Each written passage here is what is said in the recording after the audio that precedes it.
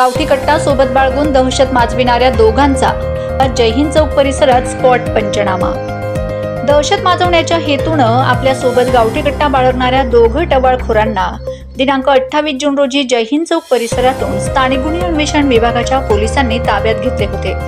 त्यांचा आज सोमवारी 1 जून रोजी स्थानिक गुन्ह्याविषयी विभागाच्या पोलिसांसह स्पॉट पंचनामा करण्यात आलाय।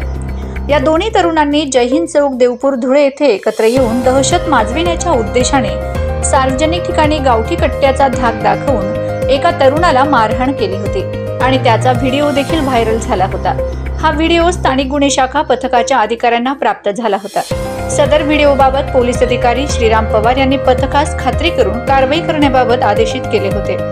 त्यानंतर पथकाने तात्काळ संबंधितांना जय हिंद चौक परिसरातून ताब्यात घेऊन त्यांची संपूर्ण चौकशी करत त्यांचा स्पॉट पंचनामा केला आहे।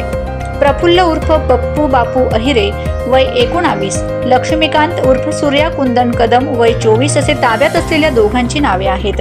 या दोघा तरुणांविरोधात देवपूर पोलीस ठाण्यात गुन्हा दाखल करण्यात आला असून पुढील तपास स्थानिक गुन्हे अन्वेषण विभागाच्या वतीने करण्यात येत आहे।